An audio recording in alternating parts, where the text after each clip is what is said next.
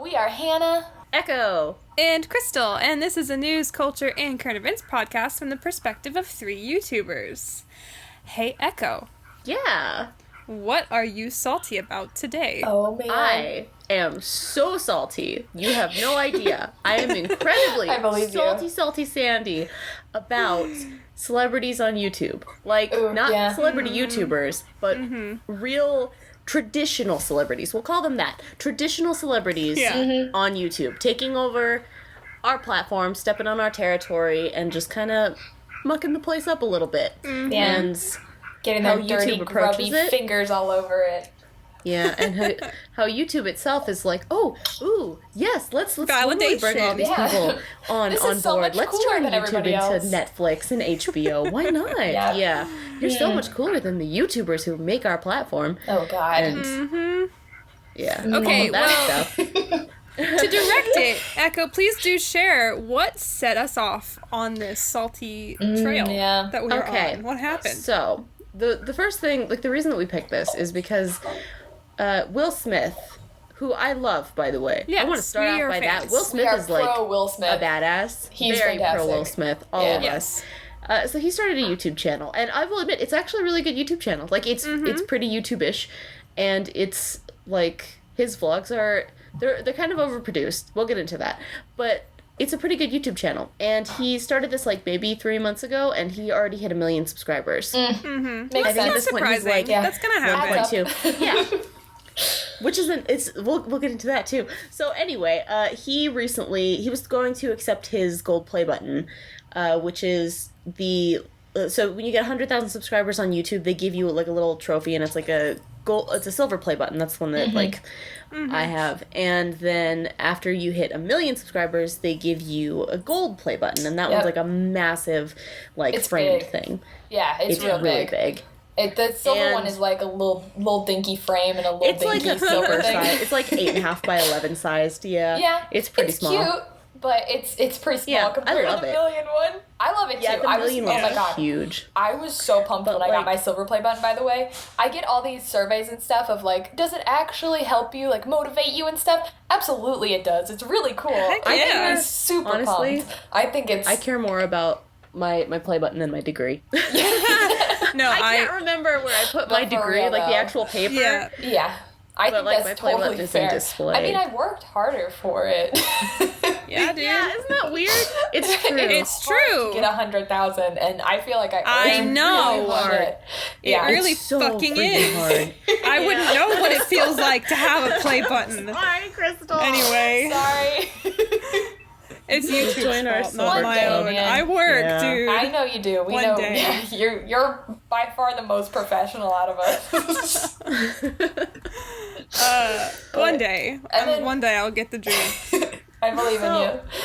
Anyway, Will Smith went on this late night TV show, essentially, and got his play button for YouTube. And so there's 2 videos online that you can watch, like, that are free and open. There's the one from Jimmy Fallon's YouTube channel, and then there's also the vlog type one from Will Smith's.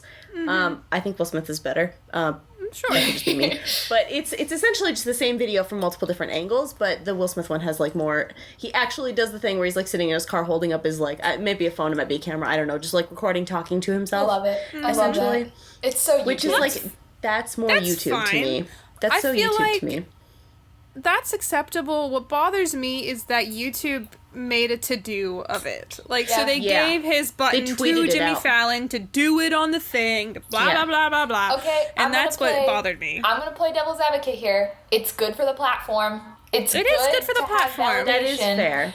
We're salty because it's an outsider, and I'm going to be honest here. It's one of those things... Okay, I'm gonna throw this at you because this all relates to, like, cultural appropriation and stupid stuff. Okay, it's really annoying. Like as a woman, even having to have a man say, "Hey, women deserve rights," because if I say women deserve rights, people won't listen to me, and that's what's happening right here. Is that we have, like, all these creators on the platform who are really good at drawing in audiences and being awesome, but advertisers won't listen to us. They won't take us as, like, actual, like, I don't want to say celebrities, but, like, our community as valid until an outside source who is already respected in their community comes forth and says, like, yeah, I really like this YouTube thing. And then the advertisers, when they see a celebrity, a traditional celebrity speaking for us, then they respect the platform. It's true. That is kind of the way it was. That's what it feels like to me. Sorry, okay. If it's going to be say something, and then I almost died. Oh, no. Yeah, Will Smith is a good one. Yeah, I'm glad it's Will Smith. I was going to say, it is a good thing because it's good for the platform, and that means advertisers are going to come back, they're going to be like, it's valid, blah, blah, blah, blah, blah. And I totally agree. What the concern of that same exact point is that once that happens, the perversion of our culture is just going to snowball. Yeah. So it's not the way I would want it to happen. Concerning. Yeah. Yeah. I'm worried. It was all about I also have that people. Worry. And Will Smith is not just people. Yeah. He's Will Smith. He's a household name. He's the coolest dude ever. Yeah, it's Will Smith. It's not the same. That's not what it was supposed to be about. But at the same time, it's going to bring loads of new people to the platform. Ideally, we'll all make more money out of it because, you know, that's what it was all about anyways, right? We're all in it for the money, huh? Yeah. I mean, and at least he's doing it right. Like, Will Smith as a person is, like, just kind of going for it. I mean, it's really high quality, obviously. He's got editors. Marketing team. Editors. Yeah. That's what I mean. Like, I'm sure. It's not just Will Smith. That was what's cool about YouTube is we have to do everything by ourselves. We have to be our own marketing team. We have to learn it from the ground up. You have to learn what a J cut is, what an L cut is. You have to learn like so everything much from the ground up. That's why I'll always say that YouTube is the best hobby because you're going to learn so much about everything being a YouTuber. Yeah. Like, you have to touch... Including yourself. It's true. You learn so much about yourself.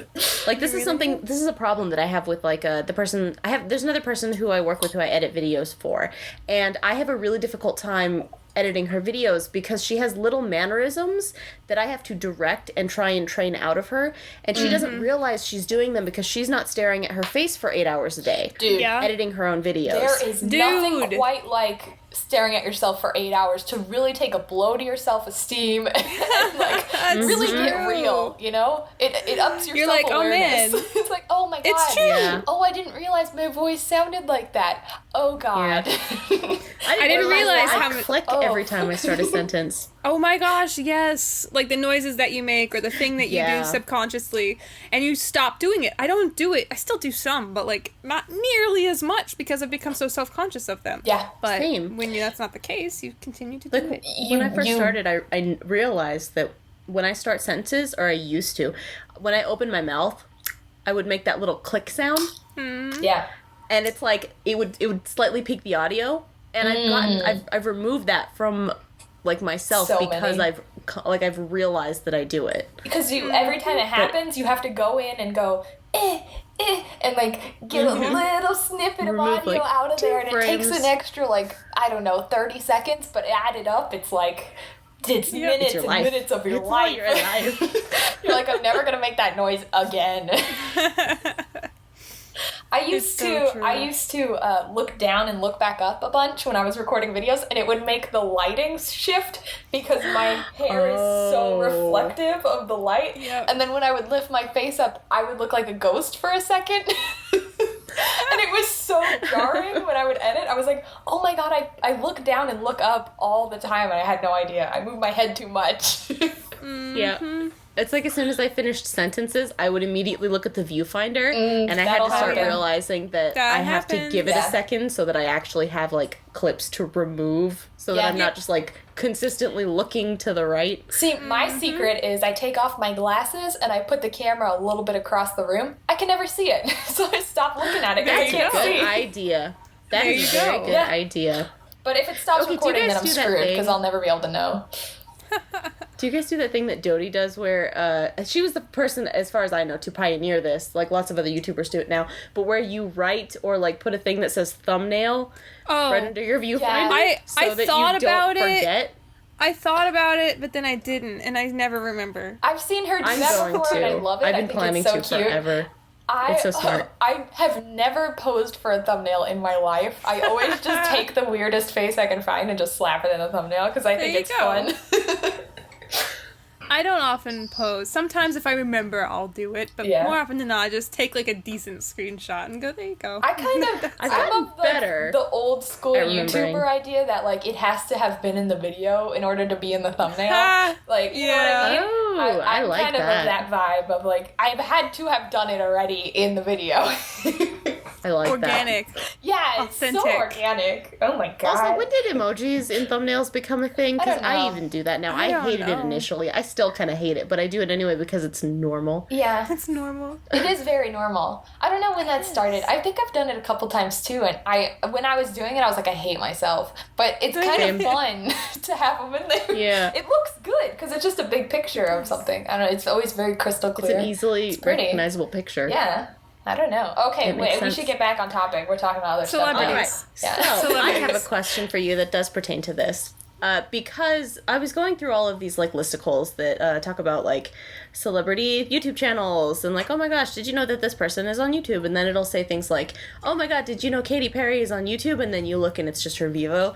And it's like, you don't know what a YouTube channel is. That doesn't count. You don't know. It doesn't count at all. So, I wanted to talk to you and find out how you guys would define a YouTube channel, because we're getting to this point where the professional industry is infiltrating our space. Mm-hmm. So, a Vivo is not a YouTube channel. It's a YouTube channel in a sense that, like, it's a channel that exists on YouTube, but it is not Katy Perry's YouTube channel.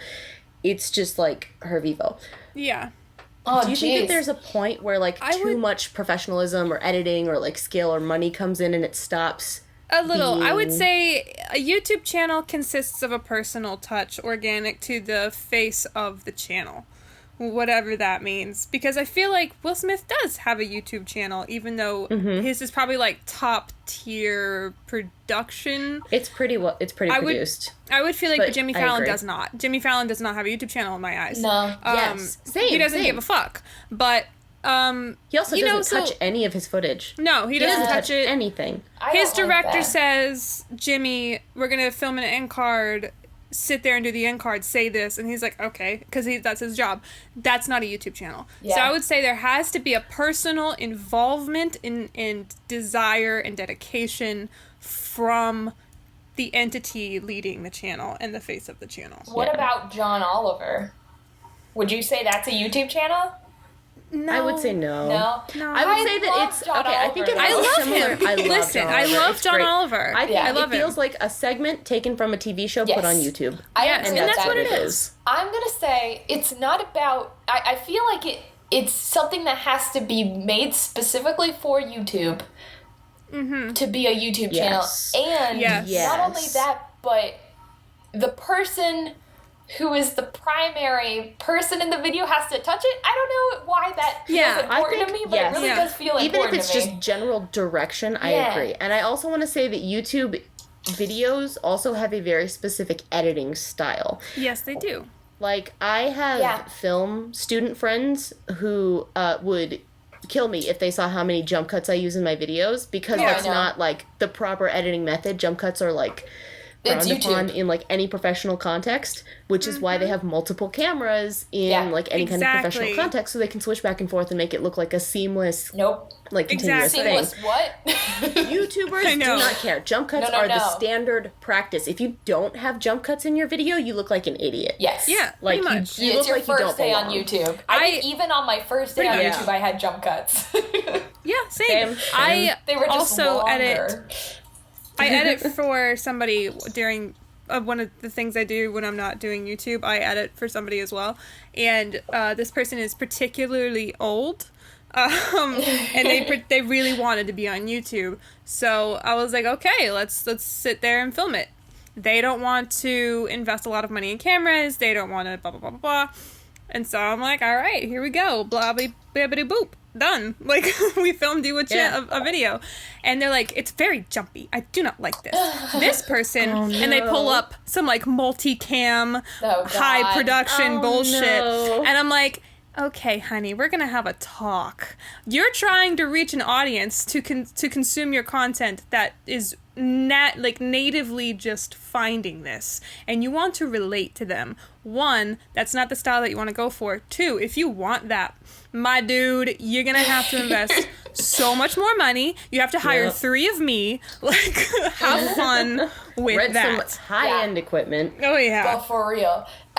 People just don't understand. You can have beautifully produced things on YouTube, but then at the end of that video, you're gonna have a jumpy as fuck little, I made this because blah, blah, blah, blah, kind of thing. Yep. Because that's YouTube. Yep. Like, it doesn't matter how beautiful the video is.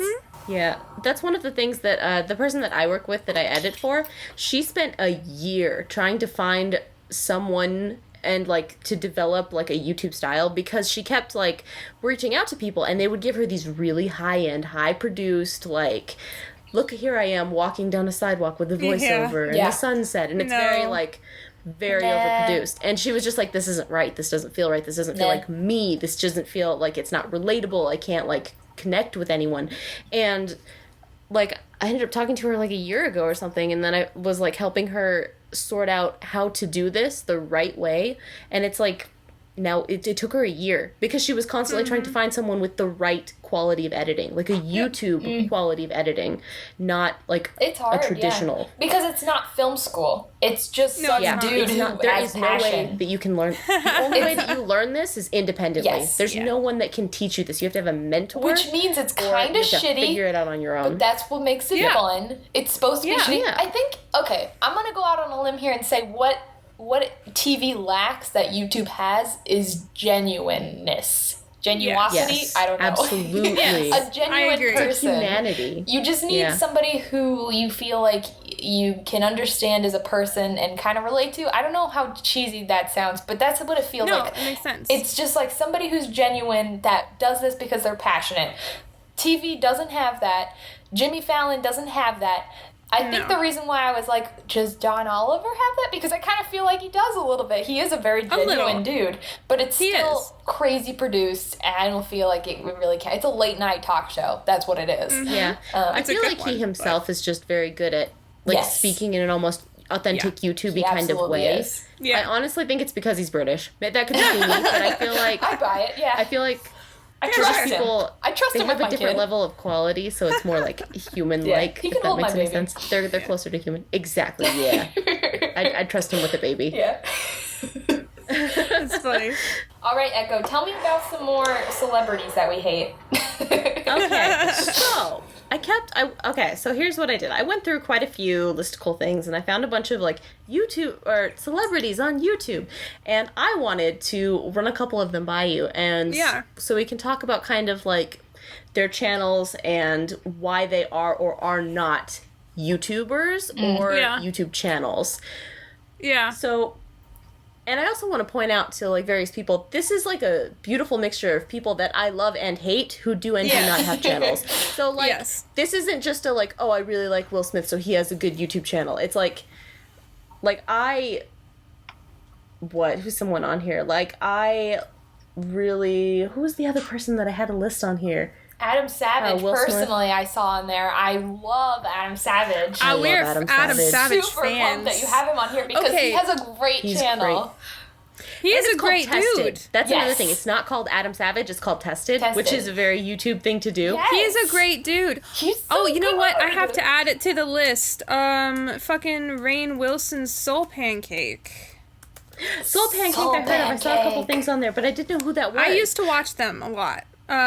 Rainn Wilson doesn't really make appearances that often. He more, like, headed up the YouTube channel. And that's kind of a very interesting hybrid mix. Everything is exclusively for YouTube, obviously, but there's a team behind it. Like, there's various stars.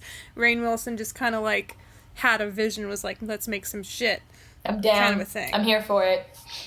And I'm here for it. Yeah, same with Adam Savage. Adam Savage is such an interesting version of the celebrity, though, because he's so passionate about internet culture and cosplay and, like, doing stuff and learning things. He takes time to understand what he's fucking talking about. And that's all that. And that's all we want. We're not asking for the world. I feel like he never... This is going to sound weird, but I feel like he never grew up. Like, that's the best part. So he never disconnected. He never disconnected from, like... youth or youth interests. He's awesome. But in, like, also, a good way. About Adam Savage's channel, because his is, like, pretty like, I don't want to say produce, but, like, he has a person who follows him around with a camera and, like, film stuff and everything. Like, he's not, like, filming himself. Yeah. But the way that he, like, that everything is put together, it's not very, like, overproduced. It's very, like, here, this is it, we made it. And it feels more YouTube. It just is slightly more produced YouTube. I think that's just Adam Savage's MO, you know? Like, I feel like he saw this YouTube thing, was like, oh man, that looks like a good time, and just got his hands dirty. Yeah. Like, I was watching this, what the heck is it called? TED Talk of him talking about cosplay, and he said, like, one of the first things he did as a kid was, like, gut his parents', like, closet or garage or something, and, like, built a fake, like, space shuttle, and just pretended to be, you know, so like, Adam Savage. Totally gutted it and made it like a real fucking space shuttle.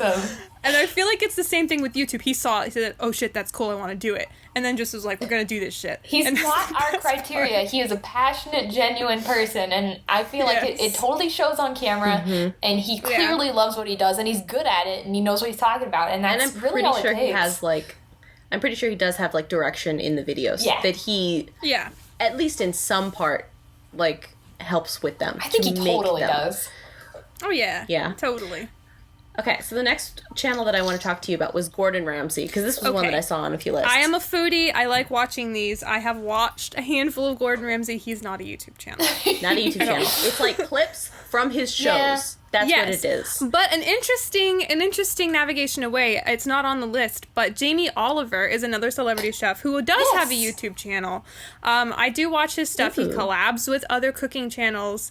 But not everything is dedicated, I think, for YouTube, but they recycle footage a lot. Yeah. So, like, I'm subscribed, but they, like, will just slap up shit from, like, 3 years ago. That feels like such a traditional media thing to do. That's so not a YouTuber thing to do. Yeah, they don't get it. Which just makes them feel very disconnected from this culture. It does. Like, but everything is dedicated for YouTube. It is directed by Jamie Oliver, and Jamie Oliver has collabed with Sorted Food and Hannah Hart and probably other people. You know what I mean? That's another thing. Showing respect for the community. Yeah. If they respect the established creators who are already in this space, then I feel like they are more welcome in this space. It is always jarring when I do see, like, my favorite creators with a celebrity, though, because it kind of... Yeah. I'm going to be honest, I always lose a little respect for them for some reason. Does it, like, pull them away from the community more than it pulls the celebrity towards? It's like pulling them up. I feel like it's like a weird magnet thing, so, like, both of them are pulled together. So the celebrity is pulled more down to a YouTube level, but the YouTuber is pulled away from a YouTube community level. Yeah. It's kind of like when Hannah Hart started, bringing guests onto the kitchen that weren't YouTubers. So this one time she had Sarah Silverman on the show. Yeah. And one time she had Seth Rogen on the show. Is so they're YouTube. Cool. They were super fucking cool. Yeah. But it was like, I think I can almost pinpoint, like, that was the moment that I started feeling like Hannah Hart wasn't really a YouTuber anymore. Yeah, she became a food channel. She is way food channel-y now. She's a foodie. Cooking show on she has the a Food Network. Yeah, she doesn't feel like a YouTuber anymore. No, she feels more like her primary thing is TV. It's fine. It's not bad. Loud. It's like Hannah Hart is living her best life, and I'm proud of her. Let me make that very clear. I'm an OG fan. If anything, she did the smart thing and jumped ship to a more stable thing. It's fair. It is a little also sad like choice of to lose one though. Like it's like we lost another good one. And it's like, aw, man. Oh, this is another good one. It's true. Fine. So I see that Felicia Day is also on this list. I was about to mention her next. I love Felicia Day. I'm love a fan. Her so much. I'm a fan. She's been on so many like random TV shows, but she has also been on she's been on like multiple like Rooster Teeth things, hasn't she? Yes. Okay, I was gonna say she collabs with YouTubers all the time. You're gonna know more about this than I will. Two of my very favorite channels, Rooster Teeth obviously, and Geek and Sundry. I love Geek and Sundry. I love Geek and Sundry. Well, that's headed up by Felicia. Felicia helped create Geek and Sundry in the first place. I feel like Critical Role, like literally every day of my goddamn life. I can't stop myself. I love D&D so much, and if I had more friends, I would play every single day. But Critical Role, they had Felicia Day on a couple times, I think, and they talk about her literally all the time. And she started, or she helped start Geek and Sundry at least, and she's on their Twitch all the time and their YouTube all the time. Yeah, like she streams her own games on her channel. Mm-hmm. She's so good. I feel like Felicia, though, is a weird exception to this rule because she, like, though was a celebrity first, quote unquote, she also was a YouTuber first, quote unquote, because she created The Guild. The Guild is, like, the most popular go-to web series, like, OG, like, they were getting funded through PayPal donations before crowdfunding was even a thing. That's so cool. The Guild was, like, 2006, 2007 OG YouTube, that she got tired of getting typecasted as, like, the secretary, said, fuck this, I'm not as successful as I want to be, I'm gonna write my own shit. She wrote The Guild, produced it herself, self-funded it, like, directed it, and did it all on YouTube. She's so good. And made a name for herself on YouTube through that. So I feel like it's a weird mix mash because she was already doing the Hollywood thing. She's awesome. So she's kind of like been both because even in Hollywood, she's not like an A-list celebrity. She's just like a person who has had like some like minor roles in like all kinds of nerd culture stuff. Yeah. I'm gonna be honest, like when I first saw her, I was like, oh no, she's one of those like, I'm different, I'm so geeky and nerdy kind of girls. But she's so cool, and she's not at all. She's so cool. She's awesome. And she actually genuinely loves all this stuff, and that makes it's genuine, passionate person. Mm-hmm. There we go. Yep. Yeah, we love her. And her style is very YouTube. If you actually go look at her like videos and stuff, her live streams, her like clips and stuff, it feels like either she has like a small independent editor or she edits them herself. Yeah. Like she feels like a real YouTuber, and it's great. Yep. And I think that's because she got her start, I think, what really boosted to Felicia Day to who Felicia Day is now was The Guild, which if you haven't seen it, please go watch it. Oh my god, it's internet history. And it's like a video blog. That's the whole essence. There's this depressed girl, she has a video blog talking about her shitty life and how she doesn't have a job and she plays video games with her friends. And like, it kind of deviates away from that into a more traditional filming style, but anyway... you can very much tell that the jump cuts are a part of it. You know what I mean? Yeah. Hell yeah. Mm-hmm. Yeah. I'm here for it. I could gush. I had to write a thing about that in school. So I'm like, I could gush about Felicia Day all day long. Anyway. Same. So the next one that I have on here is Wiz Khalifa, because that's one that I saw on 2 different listicles. It's mostly music videos. Yeah. Like, the majority of it is, like, really intense stuff. And then there's, like, some... very produced vlog-ish videos. That sounds a lot like Lil Dicky, too. Almost. I love Lil Dicky. Yeah, me too. I think he's great. Yeah, they seem like they're on the same line of YouTube, produced it's stuff. Like almost a YouTube channel, but it's not. Yeah. It's like, it's like they kind of get it, but not really. I have not seen... sorry. No, you're okay. You go. You go. I was going to say I haven't seen Wiz Khalifa's stuff, so I can't really say, but a lot of at least Little Dicky's stuff is definitely, like, especially Save That Money. He's like, we're going to make a YouTube video about something ridiculous. We're going to make her viral. YouTube. You know what I mean? Yeah. And I feel like there's that heart. He definitely gets it. YouTube. He understands, like, what's going on. I don't know if I would really count it as a YouTube channel, though, because it doesn't get that But vibe. It's not a Vivo. I think it's almost. Yeah. It's not, but it's not a Vivo. Not, but it isn't. There's a line it's in not there somewhere. Vivo level, it's not a YouTube channel, but it's an almost YouTube channel. Yeah, it's an almost YouTube channel. Because he's very internet-minded. You know what I mean? Yes. And he does obviously have a genuineness about him, and he does have, like, a hand within it, but he's also, like... a little disconnected from it. I think that's... Yeah. You know? Anyway. I was at a panel at VidCon. I want to say VidCon Amsterdam, so VidCon EU. And there was a person who was talking about, like, you know, this exact subject. Yeah. And he said that if you do not know the password to your own YouTube channel and you cannot log into your own YouTube channel, you are not a YouTuber. It is not a YouTube channel. It is... I agree. Like, because Jimmy Fallon probably doesn't know the password to his own YouTube channel. He doesn't. Katy Perry does not know the password to Katy Perry Vivo. Like, if you do not know the password, if you cannot log in, it's not a YouTube channel. You're not a YouTuber. That's a good standard right there. That is a good point. Yeah, I didn't even... good, like, bar. That is a, like, very good, unmovable bar. Like, I think that's solid. Yeah. I can't even remember who said it. Just some random panelist, but it was great. Yeah, I would agree with that. For so long. It is a little infuriating. I don't know. It's just the fact that then YouTube goes and honors those people, and you're like, they didn't do it. Yes. They didn't do it. Exactly. Gosh, yes. And then they put like Jimmy Fallon and stuff in YouTube Rewind and all these things. That is infuriating every year. Don't do that. YouTube, he's not a part of it. They want so very much to like be TV and be validated by the real TV people. Yeah. YouTube is like, come validate us, Jimmy Fallon. And you know, I would feel more okay with Jimmy Fallon if he invited more YouTubers on the show. Yes. Yeah. Like, and outside of book tours or whatever the fuck, just invited them to invite them, and then came on to other people's channels. You know what I mean? Like, he would never be on someone's YouTube channel. No. Except for Will Smith. He's on Will Smith's channel because he was filming in the freaking studio. Sorry, go ahead. No, you're right. He would never do that. And that's why it doesn't count.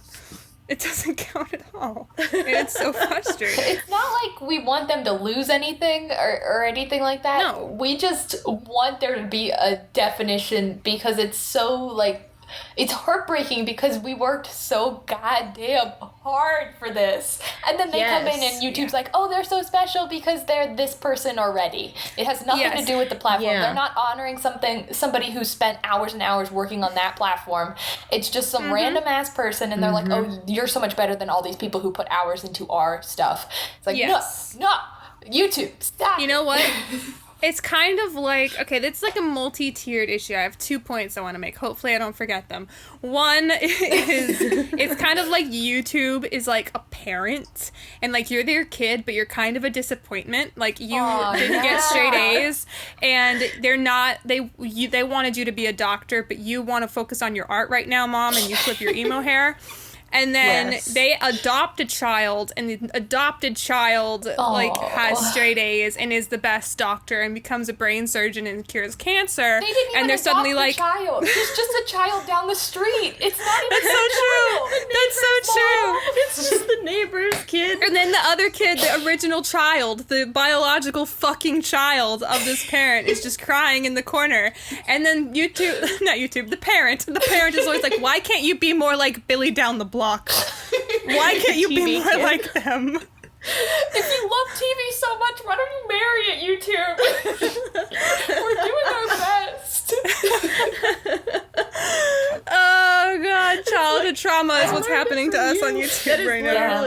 Yes, that's so spot on. True. Oh, it hurts me. Oh yeah. And then second of all, a less ridiculous idea is that there are algorithmic consequences to these celebrities joining and creating content that YouTube favors. Because that means more recommended are other celebrities and other talk show hosts and other celebrity-based content. And so, you're staying on the website. YouTube's getting their money. They don't give a fuck. But the recommended is no longer the organic creators. You know, they're not guiding you to organic creators anymore, so they're going to get naturally suppressed due to how YouTube's algorithm is currently set up. I think that's totally true. That sucks. A lot. We've talked about this so many times that YouTube loves people who came from TV. Like Liza Koshy. It's because all their senior executives are all from TV. We talk about this all the time. We're so salty about that. This is another thing we've talked about. None of them have any YouTube experience. How can they be expected to run a platform that they've never used, they've never built from the ground up? They really don't value what YouTubers do at all. And that's the sad truth of it. They don't get us, and they don't want to, and they don't think that what we do is valid. It feels like that, at least. I don't know if that's true. They can't but they're definitely trying to push us into a direction that's more TV, but that's not what it's about. And it really hurts. And it's also not where the money is, my man. Like, YouTube wouldn't have been bought by Google. Google wouldn't have made as much money as they had the people they're currently saying, please stop being so fucking weird, weren't so fucking weird. Yep. Yep. And then that's the most ridiculous part of it. I'm like, motherfucker, you would be shit without us. So please stop acting like you're TV and you've always been TV, because you haven't been. You'd be nowhere without us. Tell 'em. Anyway. Oh. Like, they really can't empathize with YouTubers at all. No. Like, it's just not... they're not mentally capable of empathizing with us because they've never been through what we've been through. They have no idea. They don't know what it's like to build an audience. They don't understand the panic of seeing that announcement that says we're going to cut your revenue in half, and then thinking, how am I going to pay my rent? How am I going to fucking buy my food? They don't know that panic, and if they did, I think they'd give us a little bit more advance notice. But you know what? That's like literally like... It's how it is everywhere. Yeah. Like, you know, like these fucking rich-ass congressmen who are just like, you know what? Fuck it. Shut down the government. I don't give a fuck. I get paid. When, like, Susan, who's down the block, who does something for the government, is like, oh, shit, I can't go to work. Not going to be able to pay my rent. Because the government are being like a bunch of little pussies about dumb shit. Did you know the problem is rich people? Wow, what a surprise. Surprise! Rich! Shocker! Rich, not just rich people, it's rich, what the fuck is it? Rich, unconnected, disconnected. Disconnected, yeah. Unempathetic. They've been rich for too long. So, as a person who is currently working in politics, like, I mentioned this, I think, last time. I work with a politician, like a future congresswoman and everything, and you have no idea how much politics echoes YouTube culture. Like, all of the framework, like, it's so interconnected. Like, it's so similar. It's scary. Like, how many, like, the popular rich kids are the ones who have all of the power, and then it's like, it's so irritating. It's absolutely infuriating. That's unfortunate. I hate it. Oh, I hate it. I hate it too. Oh, did you know that I hate Greed. it? If we could just delete a thing from the world, from existence, I would love to delete greed, because I feel like it's the antithesis of so many of our problems. Yes. Like, if we just, everybody stopped being greedy, it would just be so much better. Like, if people just stopped when they had enough. Well, like, it's when more people just were like, you know, I have enough to survive. I think I'm good here. I'm totally fine with, like, ambitious people. Like, go do you. Ambition get is to the fine. top. Go get it, girl. You do it. But that goes two ways. You want to go up, but you don't want to push people down. You want to lift other people up with you. Yes. So when you're going you up can be the ambitious and not ladder, greedy. pull other people up the ladder. Don't stop sawing off the rungs. Don't stop people from being able to go up. That's not okay. It's okay to, like, help people up. Install an elevator when you're up there. Install an elevator. Exactly. There's nothing wrong with being ambitious at all. I think it's totally a different thing from greed. Greed is like you want it all for yourself and no one else can have it. And that's the issue. Oh, man, did we get off track. Yes. Don't we always? Yeah. It's always, like, the root of all the things. It is. So... Let me go over another one. Okay, here's one. Shay Mitchell. She is a girl from Pretty Little Liars. See, this was the example I was looking for earlier. I don't necessarily like Pretty Little Liars. I don't know that much about it. It does not seem like a show that I would be interested in. This girl's channel is not something that I'm interested in. She makes makeup tutorials and travel vlogs, and, like, she's her shit is overproduced. Dude, I'm gonna say, it's like, I don't like I'm not super into makeup tutorials, but Marcia, PewDiePie's girlfriend, I love her. She's great. She's so wonderful. good. She's beautiful. She's beautiful. She's gorgeous. I love her makeup tutorials and I love her travel videos. She's got this little soft voice, and I'm like, I could listen to you talk all day long. You and her accent. Girl. Oh, I know. She's the sweetest. Oh, I'm in love with her. I think this girl Shay, though, I would say she has a YouTube channel. Like, I wouldn't watch her content. I wouldn't watch her TV show. I don't think I would necessarily... maybe we would be acquaintances in real life, but I don't think we would be friends. She's the example of, like, a person who I do not necessarily think super highly of, but she definitely has a YouTube channel. If you look at it, all of her stuff is, like, her sitting in front of a camera being like, hey, guys, today we're going to do this makeup tutorial. It's so very YouTube. Like YouTube. Everything that sounds like a YouTube channel. Yeah. There is a disconnection when there is that overproduced, like, ness to it, because Michelle it does Phan, take away from it. Michelle Phan started from the bottom, now she's here. She's a baller. I'm super fucking proud of her. Let me make that super clear in the first place. But before she stopped really doing YouTube, I know she dropped off a little bit ago. Yeah. I don't know. I just remember watching her stuff and being like, you've changed, Michelle. Like, maybe not her as a person, but her content, it became too overproduced. See, like, even a trip to Vietnam became, like, a 5-camera to-do with, like, a bunch of fucking people. Yeah. And I was like, this is no longer a YouTuber. This is a businesswoman. See, I always just got annoyed because her last name is Fan, and I couldn't look through my fan smut without seeing Michelle over here. And I was like, who's this bitch? Just kidding. Who's this bitch? That's she seems so good. funny. She seems fine. I'm really proud of her for having her own like line of makeup and stuff. That's really cool. And she's a cool chick. She means so well. I can I don't know, like you watch somebody and I feel like she really has a heart of making people's lives better in some capacity using her talents, and I'm here for it. There just was that disconnected, overproduced like vibe. And it kind of turned her into a celebrity for me. That's when she became a celebrity and not a YouTuber. That's kind of agree. I think there's a level of production that stops YouTube channels from being YouTube channels. Yeah. Ro Pacino?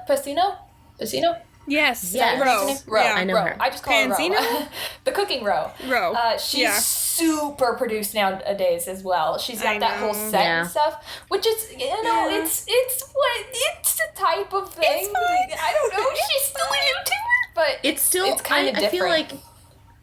Yeah, see, she's a really weird case because I feel like I might still consider her a YouTuber because, like, she is. Even though her stuff is incredibly produced, it's very produced for YouTube. Yeah. The subject matter of all of her stuff is for YouTube. She does a ton of collabs and stuff. She's killing it. Length. Yeah, exactly. I feel like she does geeky stuff. I like that.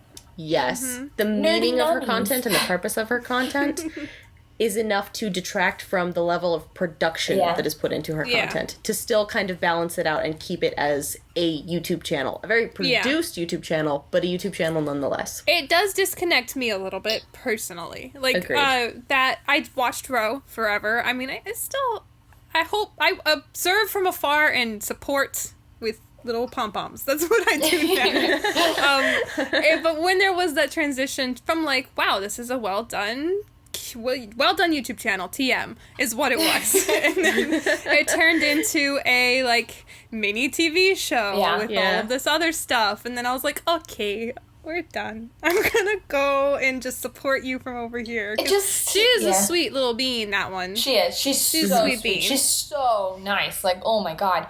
She deserves all of the success and happiness in the world. Wonderful. Yes, absolutely. We love her.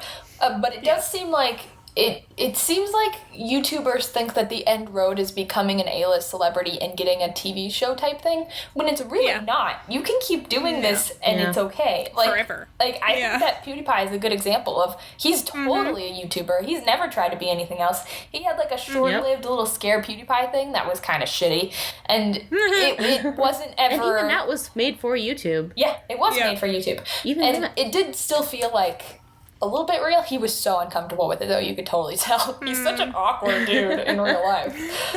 But I feel like it doesn't have to be. It doesn't have to end this way, guys. You can stay on YouTube and be a YouTuber. I just feel like everybody's trying to get on TV. You don't have to. Yeah, okay. Do you know what the uncanny valley is?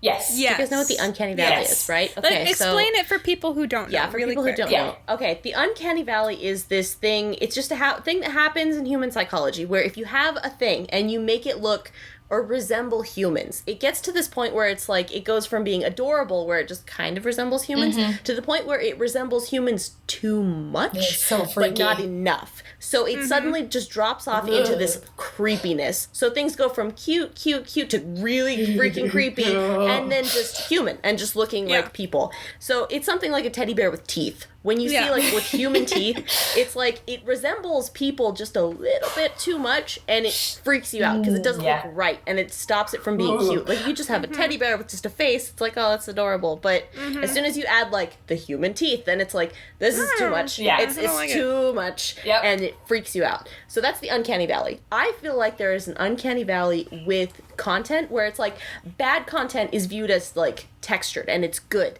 So something that's good for YouTube would be like bad for TV. And there's this area of like too produced for YouTube but not produced enough for TV. Yeah. So it's like this level of this is bad. This is just bad content. Like the Smosh movie. That's a terrible thing to say, but like the Smosh movie is like right in the pit of that YouTube Canny Valley, where it's not good enough to be a movie, but it may have been okay if they uploaded it on YouTube. Yes. But it's like to overproduce for YouTube, to underproduce for TV. Oh my god. Yeah. Dude, Scare PewDiePie was safely in that valley. It was so uncomfortable. I was like, I'm awkward watching this. Guys, pull it together.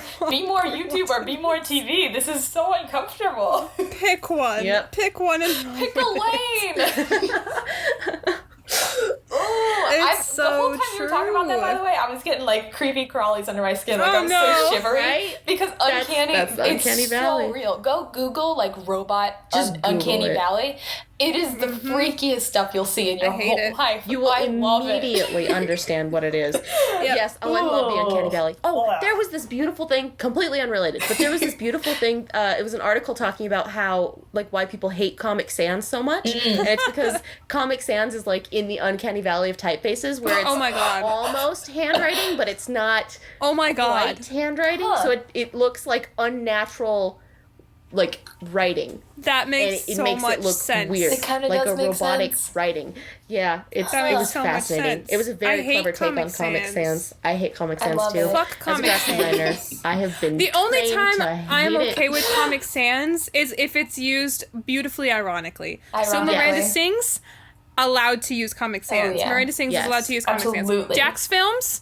Jax Films is allowed to use Comic Sans. If you're not using it in that capacity, fucking stop. It's like, okay, one of my favorite uses of Comic Sans ever, I'm pretty sure it was Comic Sans, it may have been Papyrus, which is another one, but anyway, I love Papyrus. The FBI made this advertisement. Oh my god! Did you see it? Okay, the FBI was looking for graphic designers. They were trying to find graphic designers, so they made this, like, ironically bad, we need graphic designers ad. And it's like, is graphic design your passion? And it's like in Comic Sans and Papyrus, and it's like, is that where that meme came from? It looks like it was made in paint. Yeah, I believe it was from the FBI looking for, like, graphic designers. I could be wrong. I might have my meme history wrong. Graphic design is my passion. Was that before or after Happy Holidays Shitty Snowman? Was that after the Happy Holidays? I think that one was after the Shitty Snowman. Oh my god. That's why they were looking, because everybody gave them shit for that. Does anybody know what we're talking about? I hope so. Probably not. Okay, so I don't know, FBI like Shitty Snowman. Yeah, FBI Shitty Christmas card. Google that. FBI unironically released this Christmas card on Twitter. I bet you money somebody was like, we should pay a graphic designer to release a Christmas card, and Joe Blow from, like, accounting was like, I can do it cheaper. Yes, and then if you type FBI Shitty Snowman, it comes up. It comes up with their Twitter Christmas card. The internet had a ball with that one, guys. That one was good. Or just FBI Snowman. Yep, it comes up. Okay, celebrities. Okay, back to celebrities on YouTube. Okay, celebrities. Okay, fucking Maisie Williams is another example. Yes, this was one that I didn't know that you had mentioned. Tell me of the things. Okay, Maisie Williams, she is a star on Game of Thrones. If you do not watch Game of Thrones... She's Arya. She's Arya. She's the cutest little potato. She's amazing. I love her. She's super fucking cool. Like, so I don't know, like a year ago, she was I don't know, 12 when she started Game of Thrones. She at like 16 or 17, she was like, I'm gonna make a YouTube channel. So she made a YouTube channel, uploaded like 2 or 3 videos. YouTube like stopped, like, everybody stop what you're doing. Maisie Williams joined YouTube, and congratulated her publicly like twice. And she hit like 300,000 subscribers in like 2.5 days or something like that. Not surprising. She's adorable and very organic, and she definitely does all of her own editing. You can tell. Yes. And then, like, she came back, I think, 2 or 3 days ago. Now I think she has a friend. Yeah, she has a friend editing it for her now, I believe. Only because she offhandedly mentioned so-and-so is going to get mad that I'm in bad lighting. So that made me think, oh, somebody's probably helping her out at this point. But it was still very organic. I mean, it's obvious, like, she has a marketing team behind her, it's clear. Yeah. But at the same time, it's very YouTube. Like, if you look at her icon, it's so YouTube. She's in, like, a face mask, and it's so silly. Like, and she's also just the cutest, and she's very passionate, she's very genuine. I love her on Game of Thrones as well, so I might be a little biased because she's my favorite character, and if she dies, I'm fucking rioting. I'm gonna start flipping cars. She's not gonna die. I don't think so. Okay, dude, I have a fucking theory about this. Jon, Daenerys, and Arya are the 3 best characters. It's obvious. I agree. One of them is not coming Hands out down. of here alive. I refuse to believe this, Hannah. Okay, you know what? Jon. Okay, that's all we got. You know what? Game of Thrones talk. You know what?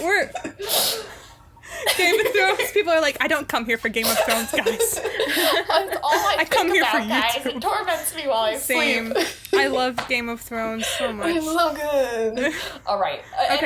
Anyway. Okay, the last one I want to talk to you before we end the podcast. The last one I want to talk to you guys about before we end the podcast, and this is someone that like is kind of out of like in terms of the YouTube thing, is like out of YouTube culture, is very forgotten. Justin Bieber. I feel like this is one of those ones where it started because for the longest time, when Justin Bieber was first like coming into fame, people were constantly calling him a YouTuber. And it would just be so like the community would just like roll up in a ball and be like, no. And I feel like we need to bring that up. Justin Bieber is one of the original people who was not a YouTuber that people would do this stuff about. He did start on YouTube though, didn't he? He did start on YouTube. Okay, let me remember Bo Burnham. Go say it. Bo Burnham. I know, I was about to say Bo Burnham. Burnham's great. I was about to say Bo Burnham. He started as a YouTuber. God. He's not anymore.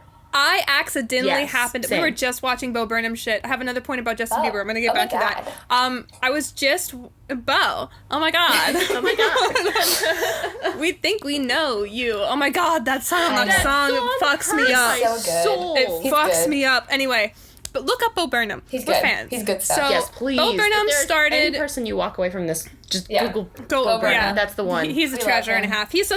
I aspire to be the kind of artist this man is. He takes complex, dark, like human shit, and he just humorizes them, but talks about them, and just fucking.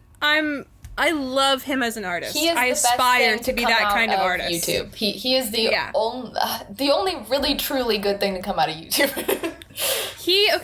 For those of you who don't know, he was a teenage guy who made a song called "I'm Bo Yo," and it was a really fucking good song, really good. And it went viral. And he turned into a comedian. And I accidentally happened upon a song called something YouTube, like "Hi from YouTube," or Welcome to YouTube. But it was on a TV thing, and Katy Perry announced him. Oh my gosh! And then he made all of these like old YouTube references because he's OG YouTube. And I'm like, I need Bo Burnham to write a new Welcome to YouTube. He even referenced I would love What it. the Buck. What the Buck. I know. I also love how he treated Katy Perry. This is kind of mean, but I like that he treated Katy Perry like she was just kind of like nothing, because she was like rolling around on the top of the piano and being all like, "Ooh, I'm a sexy celebrity," and it was just very like he was just very like, this is inauthentic, and just like just did his thing. And just ignored her while she was trying to be like extravagant and very loud and like celebrity-esque, and he was just like, no, not into it. I love Bo, but that does as I was saying about Justin Bieber, to tie them both together, like Justin Bieber quote unquote started on YouTube. His mommy filmed him singing songs, and she uploaded it to YouTube, and he got discovered. He had no say in the matter. I think. Yeah. I think he did, but he didn't. He wanted to, but his mom did everything for him. And then now he's Justin Bieber. And you don't think about Justin Bieber on YouTube anymore. Now you think about Bo Burnham. If you just happen upon his Netflix special, I'm sure you don't think YouTube unless you know his roots. But when you know that, YouTube, though. He's so YouTube. Just the way he talks. He's a prime example of YouTube gone into traditional celebrity in a good way. Seamlessly. I'm gonna say he brought all of the positives from YouTube into the traditional setting. Make Happy is the best epitome of our generation that I've ever heard in my life. It made me cry like crazy the first time. Every time. Are you happy at the end? Yes. At the end, the end song makes me cry every time. I got into a really dark place in my life when that was happening. And I bawled my eyes out, and then I got on anxiety medication not too long after that. I was like, I'm not happy, Bo. Listen to me. I'm not happy. It's like if you cry every time. Good. Oh my god. Like if you cry every time. Retweet if you cry every time. Oh man, he gets it. He gets it. It's there. This idea of like internet fame, he gets internet fame like nobody in the whole fucking world does. Oh yeah. Oh my god. Oh, so good. Okay, that's all. I know. But speaking of Bo Burnham and other celebrities, like his interaction and like dealings with other celebrities I feel like he doesn't feel like a celebrity. I feel like he just feels like an internet kid who makes money doing this. Yeah. And so he was in an interview talking about this one time he got called to do a concert, paid exponentially more than they were ever going to pay to open for somebody. He was like, okay. Apparently Pitbull was supposed to open. And he canceled. And so Bo was telling the interviewer, he was like, so to get from Pitbull to me, you had to have like 50 passes. Oh god. And then he went on Twitter and was reading about how everybody's like, we should just throw bottles at this motherfucker because he's not what we want. And so he was actually dry heaving backstage because he was so nervous. Oh no, honey. So he wrote a song about Pitbull and breaking his hand, which is why Pitbull canceled, and that's what he opened with. And it was like, now you guys are stuck with this fucking dorky white guy. Oh my god, I don't think I've heard this Pitbull thing. I need to look it up now. Yeah, I'm gonna look that up after this too. But I mean, it's an example of like an awkward internet kid having to deal with like celebrity He's so real about it. It is, it is like normal person dealing with celebrity stuff, and you're not okay. Mm-hmm. He did okay. We're just gonna gush about Bo Burnham for a while. This is what's happening now. Can that just be our positive note? Bo Burnham is our positive note. With celebrities on YouTube. Yes. Is Bo Burnham. Yep, I agree. He's a non-celebrity celebrity. I listen to him all the time. Every time he does like an interview, I'm like, I'm here for it. Same. I want to see his new movie. Sorry, anyway. Yeah. He was talking about how people always picked on Kristen Stewart for looking weird on camera. And he said, if you're sitting in that chair with like 1,000 lights on you and these cameras drilled in on your face and you're not acting weird, then you're on cocaine, you're on drugs. She's not on drugs because she's acting like a normal person would. If you're not acting weird, then you're not normal. And I was like, that is so true. How anybody can act normal with all of that attention on them, you've got to be like a fucking sociopath. Like, if you have any feelings at all, you're not going to act normal. It's hard to sit there and feel comfortable. He's just a normal dude, and that's why we love him so much. All right. Yep. He's an artist, dude. So he's so fucking genius. He's a fucking genius, this guy. You know what? He's kind of like a famous person who refuses to be a celebrity. Yeah. Like, he is. He just straight up refuses. He's just like, no, I'm not going to do that. And I love it. All right. All right, I'm happy. I feel all salted out, and I feel like this is actually the first positive that left me really positive. Like, I'm feeling really good. Same, like, really happy. I'm like, yeah, I forgot about him. He's the best one. We did something good. YouTube did something good once.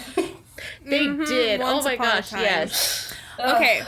Before we go off, there's one more little point about Bo Burnham that I wanted to mention, is that Philip DeFranco knew Bo Burnham back in the day.